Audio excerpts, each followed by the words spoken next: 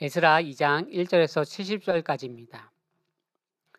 에스라서 2장 전체가 70절까지인데 이것을 전체를 볼 때 사람들의 또 명단이 더 자세하게 기록되어 있습니다.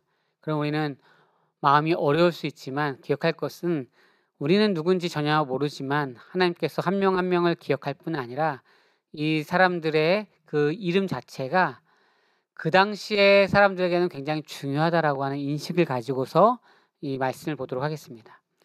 언약 백성의 회복 그리고 귀한 자들의 명단과 헌신에 대한 내용들이 주제로 설명됩니다.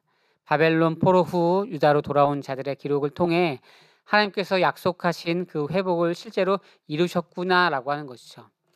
70년의 시간이 찰 때까지 이게 30년, 그럴 수 있죠. 40년, 50년, 60년 지날 때 과연 그럴까라는 생각을 하게 되는 것이죠.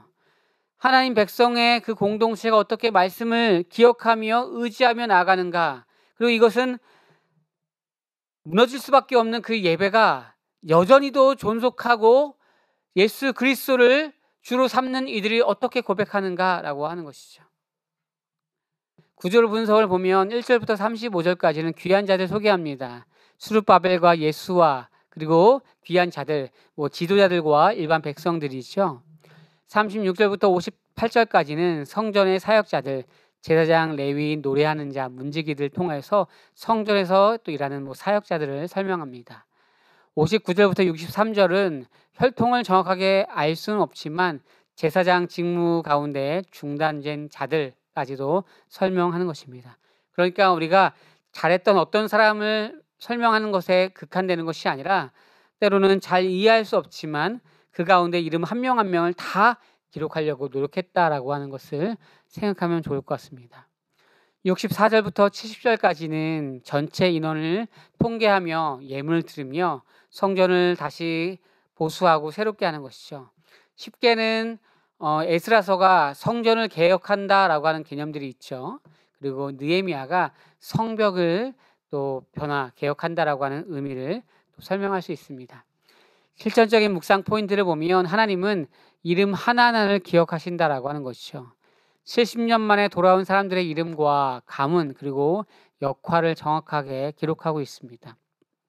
이는 하나님께서 자신의 백성을 결코 잊지 않으시고 있다는 것이죠. 하나님께서 하나님의 백성을 손바닥에 새겼다, 내가 눈동자같이 안다라고 하시는 말씀처럼 하나님께서는 한 명 한 명의 사람의 이름을, 그 사람을, 그 존재를 70년 동안 잊지 않으셨다라고 하는 것이죠. 두 번째 묵상 포인트는 이 회복은 공동체로 시작되어지고 마무리된다는 거죠.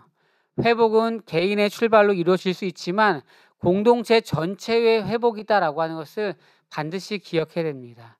제사장, 레위인, 일반 백성, 느디딤 사람까지 함께한 귀한 공동체를 회복하는 것에 더욱더 이 에스라서는 기록하고 설명하고 있다는 것입니다. 그러면 결론적으로 겉으로는 귀한 자들의 명단을 설명하는 것 같습니다. 그런데 하나님의 언약 백성이 다시 모이고 회복하는 시작점을 설명하는 것이고요. 하나님이 잊지 않으시고 회복의 때에 이름 하나하나를 부르셔서 예배 공동체로 세우시고 이 예배 공동체로 세운 사람들은 참된 신앙의 정체성을 찾게 되고 공동체 전체가 하나님 앞에 서게 된다라고 하는 것입니다. 바라기는 우리가 예배 공동체로 나가길 소망합니다.